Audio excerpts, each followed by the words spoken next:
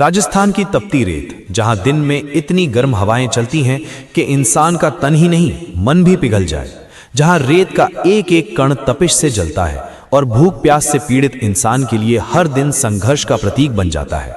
लेकिन यही राजस्थान की रेत ने जन्म दिया रामापीर को, उस दिव्य पुरुष को जिसे लोग आज रामदेवरा के बाबा, रामदेव जी, पीर बाबा और मरुदेश के मसीहा के नाम से जानते हैं। उनके जीवन की कहानी केवल एक साधारण मनुष्य की गाथा नहीं है, ये उन चमत्कारों की दास्तान है जिसने लोगों के विश्वास को नया जीवन दिया, वो विश्वास जो आज भी करोड़ों दिलों में जिंदा है। जन्म और प्रारंभिक जीवन। रामापीर का जन्म लगभग 14वीं शताब्दी में हुआ। स्थान था रामदेवरा, जो आज राजस्थान के जैसलमेर जिले में स्थित है। उनके पिता का नाम था अजोमल और माता का नाम मिनल देवी। वे तोमर राजपूत वंश से थे और समाज में उनका मान शान बहुत था। बचपन से ही रामापीर साधारण बच्चों से अलग थे। जहां दूसरे बच्चे खेलों में मस्त रहते, वहां रामापीर ध्यान और साधना में लीन रहते। उनकी आंखों में गहरी करुणा झलकती थी। कहते हैं उन्होंने जन्म से ही लोगों के दुख को अपनी आत्मा में महसूस करना शुरू कर दिया था। बचपन के चमत्कारिक संकेत। कहते हैं जब वे छोटे थे तब उनके आंगन में खेलते खेलते अचानक रेत से पानी की धारा निकल आई। लोग चौंक गए। राजस्थान की सूखी जमीन पर यह असंभव लग रहा था, लेकिन यह घटना मानो इस बात का संकेत थी कि आने वाला जीवन किसी साधारण इंसान का नहीं, बल्कि एक ऐसे संत का है जो भूखे प्यासों की प्यास बुझाएगा। रामापीर का स्वभाव अत्यंत शांत और दयालु था। वे जाति भेद, ऊंच नीच या अमीरी गरीबी का अंतर कभी नहीं मानते थे। उनके लिए हर इंसान एक समान था, चाहे वो हिंदू हो, मुसलमान हो या कोई और। समाज की स्थिति। 14वीं शताब्दी का राजस्थान, जहां चारों ओर युद्ध, अन्याय और अत्याचार का दौर था। गरीब और मजलूमों पर अमीरों का अत्याचार और छुआछूत की गहरी खाई ने समाज को बांट रखा था। लोग अंधविश्वासों और जातिगत भेदभाव में जकड़े हुए थे। बीमारियों का इलाज मुश्किल था और भूख प्यास से पीड़ित लोग रोजाना मौत का सामना करते थे। ऐसे अंधकार में समय में रामापीर ने प्रकाश की किरण बनकर जन्म लिया। शिक्षा और आध्यात्मिकता। रामापीर ने अपने बचपन में ही आध्यात्मिकता का मार्ग चुन लिया। कहा जाता है कि उन्होंने विद्या और धर्मशास्त्रों का गहन अध्ययन किया, लेकिन उनकी सबसे बड़ी शिक्षा थी मानवता। उनका कहना था, सच्चा धर्म वही है जिसमें हर इंसान का भला हो। जाति, मजहब और भाषा से ऊपर उठकर इंसान को इंसान समझो। चमत्कारों की शुरुआती अनुभव। युवा होते होते रामापीर के जीवन में ऐसे ऐसे प्रसंग हुए जिनसे लोग उन्हें सामान्य इंसान मानना बंद कर चुके थे। एक बार गांव के लोग नदी पार कर रहे थे। अचानक पानी का बहाव तेज हो गया। लोग डूबने लगे। भयभीत होकर सभी ने रामापीर को पुकारा। रामापीर ने अपनी नजर उठाई और कहा, डरो मत, विश्वास रखो। और ये कहते हैं उस क्षण नदी का जल शांत हो गया और लोग सकुशल पार उतर आए। ये घटना पूरे क्षेत्र में चर्चा का विषय बन गई। लोग कहने लगे, ये कोई साधारण मनुष्य नहीं, ये तो भगवान का अवतार है। रामापीर का उद्देश्य। रामापीर का एक ही उद्देश्य था, गरीबों की मदद, भूखों को भोजन, बीमारों को जीवन और अन्याय का अंत। उनके दरबार में कोई भेदभाव नहीं था। हर धर्म, हर जाति और हर वर्ग के लोग उनके सामने नतमस्तक होते। उनका सबसे बड़ा संदेश था, मनुष्य मात्र ही मेरा धर्म है। रामापीर और इस्लाम से जुड़ी मान्यता। रामापीर को हिंदू और मुस्लिम दोनों ही बराबर श्रद्धा से मानते हैं। मुसलमान उन्हें पीर बाबा कहते हैं कि उन्होंने जीवन भर सभी धर्मों को एक करने का प्रयास किया। उनके दरबार में हिंदू और मुसलमान दोनों आते थे। भजनों के साथ साथ कव्वालियां भी गूंजती थीं। ये अनोखी एकता आज भी रामदेवरा मेले में देखने को मिलती है। लोक कथाएं और जनश्रुति। कहते हैं रामापीर जब गांव-गांव जाते तो अपने घोड़े लीलन पर सवार रहते। लीलन भी साधारण घोड़ा नहीं था, बल्कि दिव्य माना जाता था। जहां जहां रामापीर जाते, लोग उनकी एक झलक पाने के लिए दौड़े चले आते। भक्तों का कहना था, रामापीर की नजर जिस पर पड़ जाए उसका जीवन बदल जाता है। ये तो बस शुरुआत है। रामापीर का जीवन केवल प्रेरणा नहीं, बल्कि चमत्कारों की श्रृंखला है। उनकी करुणा, उनकी शक्ति और उनकी आध्यात्मिकता ने उन्हें अमर बना दिया। अब आगे हम जानेंगे उनके पहले महान चमत्कार के बारे में। कैसे उन्होंने समुद्र की लहरों को रोककर अपने भक्तों को बचाया और सिद्ध किया कि वे साधारण मनुष्य नहीं, बल्कि ईश्वर का अवतार है। महान चमत्कार, समुद्र की लहरों को रोकना। कल्पना कीजिए, 14वीं शताब्दी का राजस्थान, रेगिस्तान से बहुत दूर एक तटीय गांव। लोग अपने छोटे छोटे नौकाओं में समुद्र पार करने की तैयारी कर रहे हैं। लेकिन उस दिन समुद्र का मिजाज कुछ और ही था। काली काली लहरें गरज रही थीं, आसमान पर बादल छाए थे, मानो प्रलय आने वाला हो। गांव वाले भयभीत थे, लेकिन उन्हें अपने साथ एक दिव्य व्यक्तित्व का सहारा था, रामापीर। भक्तों की समस्या। गांव के लोग रामापीर के पास आए और बोले, बाबा, हमें दूसरी ओर जाना है, लेकिन समुद्र का पानी बहुत भयंकर है, लहरें इतनी तेज हैं कि नाव पलट जाएगी, हम डरे हुए हैं। रामापीर ने शांत स्वर में कहा, डरो मत, जहां विश्वास है वहां भय का स्थान नहीं। आओ हम सब मिलकर प्रार्थना करें। प्रार्थना और विश्वास। लोगों ने हाथ जोड़कर रामापीर से प्रार्थना की। रामापीर ने अपनी आंखें बंद की और धीरे से समुद्र की ओर देखा। उनकी नजरें गहरी और स्थिर थीं, मानो वे सीधे समुद्र से संवाद कर रहे हों। कहते हैं, उसी क्षण समुद्र की उफनती लहरें धीरे धीरे शांत होने लगी। गर्जन रुक गया, आकाश में बादल बिखर गए और समुद्र का जल ऐसा लगने लगा मानो कोई तालाब हो। लोग स्तब्ध रह गए। ये दृश्य उनके लिए किसी स्वप्न से कम नहीं था। चमत्कार का प्रभाव। गांव वाले अब नावों में बैठ गए। जहां अब भी कुछ समय पहले मृत्यु का भय था, अब वहां श्रद्धा और विश्वास था। हर किसी के मुख से यही आवाज निकल रही थी, जय रामापीर की। लोग सकुशल समुद्र पार कर गए। उनके दिलों में यह घटना हमेशा के लिए अंकित हो गई। भक्तों की गवाही। कहते हैं, उस घटना के बाद एक वृद्ध ने रोते हुए कहा, बाबा, आज अगर आप न होते तो हम सब समुद्र में समा जाते। आप हमारे लिए भगवान हैं। रामापीर ने मुस्कुराकर कहा, मैं भगवान नहीं हूं, भगवान तो हर जगह हैं, लेकिन अगर तुम्हारे दिल में विश्वास है तो संकट की हर लहर खुद शांत हो जाएगी। अलौकिक कथा का प्रसार। यह घटना पूरे क्षेत्र में फैल गई। लोग कहते, रामापीर की नजर में इतनी शक्ति है कि समुद्र भी उनके आदेश पर शांत हो जाता है। यह चमत्कार इतना प्रसिद्ध हुआ कि दूर दूर से लोग उन्हें देखने आने लगे। भक्तों का सैलाब उमड़ पड़ा। किसी ने उन्हें अवतार कहा तो किसी ने मरुदेश का मसीहा। यह प्रतीकात्मक महत्व। रामापीर का यह चमत्कार केवल समुद्र की लहरों को रोकना नहीं था, यह मानव जीवन का एक प्रतीक था। समुद्र की उफनती लहरें, वे जीवन की कठिनाइयां, भयभीत भक्त, साधारण इंसान। रामापीर का आशीर्वाद, ये विश्वास और भक्ति की शक्ति। यानी जब जीवन की लहरें हमें डुबोने लगें, तब केवल विश्वास और आस्था ही हमें सुरक्षित पार करा सकती हैं। लोकगीत और भजन। इस घटना पर बाद में अनेक भजन और लोकगीत रचे गए। राजस्थान की मंडलियों में गायक गाते, रामापीर समुद्र थामे, भक्तन के संकट टाले। भजन की धुन आज भी रामदेवरा मेले में गूंजती है। चमत्कार से मिली पहचान। रामापीर अब केवल एक साधु या संत नहीं रहे, अब लोग उन्हें साक्षात अवतार मानने लगे। उनका दरबार दिन प्रतिदिन बढ़ता गया। जहां पहले केवल स्थानीय लोग आते थे, अब दूर दराज से कारवाह चलकर आने लगे। रामापीर का पहला चमत्कार भक्तों को नया जीवन ही नहीं, बल्कि नया विश्वास भी दे गया। लोगों ने मान लिया कि जब जब संकट की लहरें उठेंगी, तब तब पीर बाबा अपने भक्तों की रक्षा करेंगे। लेकिन ये तो केवल शुरुआत थी। आगे हम देखेंगे उनका दूसरा महान चमत्कार, कैसे उन्होंने एक असाध्य रोगी को मृत्यु के मुख से खींचकर जीवन दान दिया और यह साबित किया कि उनकी करुणा केवल बाहरी संकटों तक सीमित नहीं, बल्कि शरीर और आत्मा दोनों को छूती है। असाध्य रोगी को जीवन दान। प्रारंभिक दृश्य। राजस्थान की तपती धरती, जहां इंसान के जीवन का सबसे बड़ा संघर्ष था, भूख, प्यास और बीमारी। आज के समय में तो दवाइयां और अस्पताल मौजूद हैं, लेकिन 14वीं शताब्दी में एक साधारण बुखार भी मौत का कारण बन जाता था।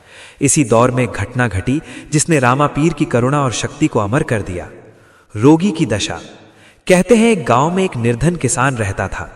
उसकी मेहनत से उसका परिवार जीता था, लेकिन अचानक वो भयंकर रोग से ग्रस्त हो गया। उसका शरीर गलने लगा, घावों से बदबू आने लगी और वो बोलने की शक्ति भी खो बैठा। गांव के वैद्य, झाड़ फूंक करने वाले और तांत्रिक सब हार मान गए। लोग कहने लगे, अब इसका इलाज असंभव है, इसका जीवन अब कुछ ही दिनों का मेहमान है। पर उसकी पत्नी और छोटे छोटे बच्चे हर रोज रोते और प्रार्थना करते। रामापीर से गुहार। आखिरकार गांव के लोग उस पीड़ित किसान को बैलगाड़ी पर लादकर रामापीर के दरबार में ले आए। उसकी पत्नी रोते रोते बोली, बाबा, ये मेरे बच्चों का सहारा है, यदि ये चला गया तो मेरा परिवार बिखर जाएगा। कृपा कीजिए बाबा, इसे जीवन दान दीजिए। रामापीर ने उस किसान को देखा, उनकी आंखों में करुणा उमड़ आई। उपचार का आरंभ। रामापीर ने किसान के सिर पर हाथ रखा और कहा, डरो मत, विश्वास रखो, जीवन का दिया अभी बुझा नहीं है। उन्होंने पास के जल से एक कटोरी भरकर लाया और उस जल में अपने हाथों की शक्ति प्रवाहित की। फिर वो जल रोगी को पिलाया और घावों पर छिड़का। लोग सांस रोके ये दृश्य देख रहे थे। चमत्कार का क्षण। कुछ ही क्षणों में रोगी का चेहरा बदलने लगा। जहां पहले मृत्यु की छाया थी, वहां अब जीवन की चमक दिखाई दी। उसके शरीर से बदबू गायब हो गई, घाव सूखने लगे और उसकी आंखों में चमक लौट आई। वो उठकर बैठ गया और कांपते स्वर में बोला, बाबा, मैं ठीक हो गया हूं। पूरा दरबार जयकारों से गूंज उठा। जय रामा पीर की, जय पीर बाबा की। गांव वालों की प्रतिक्रिया। गांव के लोग विस्मित रह गए। वे समझ नहीं पा रहे थे कि यह कैसे हुआ। जहां वैद्य और औषधियां हार मान चुकी थीं, वहां रामा पीर ने एक स्पर्श और आशीर्वाद से असंभव को संभव कर दिया। एक वृद्ध ने कहा, ये तो ईश्वर की शक्ति है। रामा पीर साधारण मनुष्य नहीं, ये तो चमत्कारों के भंडार हैं। रामा पीर का संदेश। रामा पीर ने मुस्कुराकर कहा, ये मेरी शक्ति नहीं, ये तुम्हारे विश्वास की शक्ति है। सच्चा रोग शरीर में नहीं, मन में होता है। जब मन विश्वास से भर जाता है तो असंभव भी संभव हो जाता है। ये कथा का प्रसार।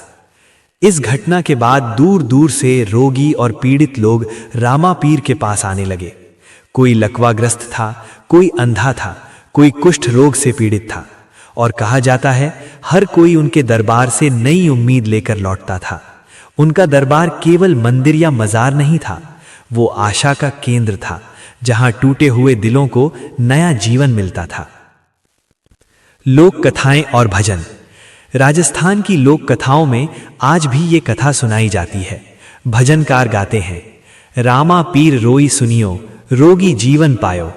ये गीत आज भी मेलों और भजन मंडलियों में गाया जाता है। न्याय की स्थापना। प्रारंभिक दृश्य। रेगिस्तान की धरती, जहां दिन में तपती धूप और रात में कड़कड़ाती ठंड इंसान की परीक्षा लेती थी। ऐसे ही कठिन समय में सबसे बड़ा संकट केवल प्रकृति ही नहीं था, बल्कि अन्याय और अत्याचार भी था। अमीर, जमींदार और व्यापारी अक्सर गरीबों को दबाते थे। कमजोरों की आवाज कोई नहीं सुनता था। ऐसे ही समय में एक घटना घटी जिसने रामा पीर को न्याय का देवता बना दिया। व्यापारी का अन्याय। कहते हैं एक व्यापारी अपने साथियों के साथ व्यापार के लिए निकला। वो सोना, अनाज और कपड़े लेकर दूसरे गांव जा रहा था। रास्ते में कुछ डाकुओं ने उस पर हमला कर दिया। व्यापारी ने किसी तरह अपनी जान बचाई, लेकिन उसका सारा माल लूट लिया गया। वो व्यथित होकर पास के राजा के दरबार में गया और न्याय की गुहार लगाई, लेकिन राजा ने रिश्वतखोरी और लालच के कारण डाकुओं का साथ दे दिया। व्यापारी का सब कुछ लूट लिया गया और उसे अपमानित करके भगा दिया गया। पीड़ित की गुहार। व्यापारी ने निराश होकर रामा पीर के दरबार का रुख किया। वो उनके चरणों में गिरकर बोला, बाबा, मैं सब कुछ हार चुका हूं। राजा ने भी मेरा साथ नहीं दिया, अब आप ही मेरी अंतिम आशा हैं। रामा पीर ने उसकी करुण पुकार सुनी और बोले, अन्याय चाहे कितना भी शक्तिशाली क्यों न लगे, सत्य हमेशा विजय होता है। उठो, तुम्हें न्याय अवश्य मिलेगा। न्याय की स्थापना। रामा पीर अपने दिव्य घोड़े लीलन पर सवार होकर डाकुओं और राजा के दरबार पहुंचे। भीड़ इकट्ठा हो गई। सभी हैरान थे कि एक साधु राजमहल में प्रवेश कर रहा है। रामा पीर ने राजा से कहा, तुमने उस व्यापारी के साथ अन्याय किया है। यदि अभी भी तुम सत्य का साथ नहीं दोगे तो तुम्हारा राज सिंहासन टिक नहीं पाएगा। राजा हंसकर बोला, तू कौन होता है मुझे धमकाने वाला? तेरे जैसे साधु तो रोज आते जाते हैं। रामा पीर ने शांति से आंखें बंद की। अचानक महल की नींव हिलने लगी, सिंहासन डगमगाने लगा, आकाश में बिजली कड़की और तेज आंधी चल पड़ी। राजा भयभीत होकर सिंहासन से नीचे गिर पड़ा। चमत्कार का प्रभाव। राजा कांपते हुए बोला, क्षमा कीजिए बाबा, मुझे मेरी भूल समझ आ गई। मैं व्यापारी को उसका सब कुछ लौटा दूंगा। रामा पीर ने कहा, सिर्फ लौटाना ही नहीं, उसे सम्मान भी दो, और याद रखो, जो गरीब और मजलूमों का हक मारता है उसका राज कभी नहीं टिक सकता। वम राजा ने तुरंत व्यापारी को उसका सब माल वापस दिलवाया और उसे आदरपूर्वक विदा किया। गांव और समाज की प्रतिक्रिया। ये समाचार दूर दूर तक फैल गया। लोग कहने लगे, जहां दुनिया का दरबार चुप हो जाए वहां रामा पीर का दरबार इंसाफ देता है। इस घटना के बाद अन्याय करने वालों के मन में डर बैठ गया। लोग समझ गए कि अब गरीबों और कमजोरों के साथ गलत करना आसान नहीं है। रामापीर का संदेश। रामापीर ने उस दिन एक गूढ़ संदेश दिया। संपत्ति और शक्ति पर घमंड करने वाले अंत में हार जाते हैं। सत्य और धर्म ही सबसे बड़ी ताकत है। जब तक समाज में न्याय नहीं होगा तब तक शांति नहीं होगी। लोक कथाएं और भजन। राजस्थान की धरती पर यह कथा लोकगीतों में गाई जाने लगी। भजनकार गाते थे, रामापीर दरबार बिछायो, मजलूमों को न्याय दिलायो। आज भी रामदेवरा मेले में ये भजन गाए जाते हैं। प्रतीकात्मक महत्व। रामापीर का तीसरा चमत्कार केवल एक व्यापारी को न्याय दिलाना नहीं था, यह समाज को यह शिक्षा देने का प्रतीक था कि अन्याय चाहे कितना भी बड़ा हो, सत्य और न्याय की जीत निश्चित है। इस प्रकार रामापीर का तीसरा चमत्कार उन्हें केवल जीवनदाता ही नहीं बल्कि न्याय के देवता भी बना गया।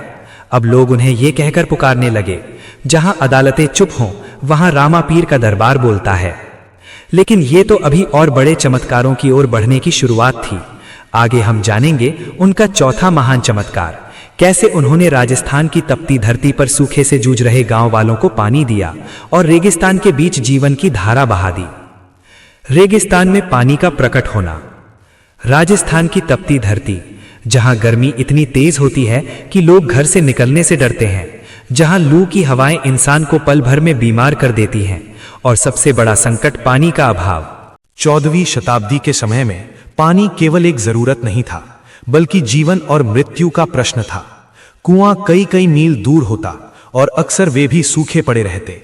गांव वाले प्यास से तड़पते, मवेशी मरने लगते और खेत सूख कर बंजर हो जाते। ऐसे ही समय में एक गांव में भयंकर सूखा पड़ा। लोग रो रो कर आसमान की ओर देखते और कहते, हे भगवान, हमें पानी दे दो। लेकिन आसमान से कोई बारिश नहीं हुई। पीड़ित गांव वालों की गुहार आखिरकार गांव के लोग रामापीर के पास पहुंचे। उनके चेहरे पर निराशा, आंखों में आंसू और शरीर पर भूख प्यास की मार साफ झलक रही थी। वे बोले, बाबा, हमारे बच्चे प्यास से तड़प रहे हैं, हमारे खेत सूख गए हैं, गांव के कुएं भी खाली हो चुके हैं, अब हम कहां जाएं? दिस के एक से सी को थी। रामापीर ने उनकी पीड़ा देखी और बोले, तुम्हारी प्यास मेरी प्यास है, डरो मत, तुम्हें पानी मिलेगा। लीलन पर सवार यात्रा। रामापीर अपने दिव्य घोड़े लीलन पर सवार होकर गांव के बाहर गए। लोग उनके पीछे चल पड़े। गर्म हवाएं चल रही थीं, पैरों के नीचे तपती रेत थी, लेकिन हर किसी के दिल में ये आशा थी कि बाबा कोई उपाय जरूर करेंगे। चमत्कार का क्षण। रामापीर एक स्थान पर रुके। उन्होंने जमीन पर अपनी लकड़ी चाबुक से प्रहार किया। सब लोग सांस रोके खड़े रहे। कुछ ही क्षणों में जहां तपती रेत थी वहां से ठंडा मीठा पानी फूट पड़ा। गर्मी से तपती जमीन पर अचानक एक सोते झरने की तरह पानी बहने लगा। लोग दौड़ पड़े, अपने हाथों में पानी भरकर पीने लगे। बच्चों ने हंसते हुए खेलना शुरू कर दिया। मवेशी दौड़कर पानी पीने लगे। गांव वाले भाव विभोर होकर रोने लगे और बोले, बाबा, आपने हमें नया जीवन दिया है, अब ये भूमि सूखी नहीं बल्कि धन्य हो गई है। पानी का अनंत स्रोत। कहते हैं वो कुआं या सोता कभी सूखा नहीं। आज भी राजस्थान के कई स्थानों पर ऐसे रामापीर के कुएं प्रसिद्ध हैं, जिनके बारे में माना जाता है कि वे उन्हीं के चमत्कार से बने थे। भक्त आज भी विश्वास करते हैं कि वो जल केवल शरीर की प्यास नहीं बुझाता बल्कि आत्मा की प्यास भी शांत करता है। गांव वालों की प्रतिक्रिया। गांव की एक वृद्धा ने कहा, बाबा, हमने सोचा था अब हमारे बच्चे मर जाएंगे, लेकिन आपने हमारे गांव को जीवन दान दिया है। आप केवल साधु नहीं, हमारे रक्षक हैं। रामापीर ने मुस्कुराकर कहा, याद रखो, जब तक इंसान इंसान का साथ देगा तब तक धरती कभी सूखी नहीं होगी। सच्चा पानी वही है जो प्रेम और करुणा से बहता है। कथा का प्रसार। यह घटना पूरे मारवाड़ में फैल गई। लोग कहने लगे, रामापीर की कृपा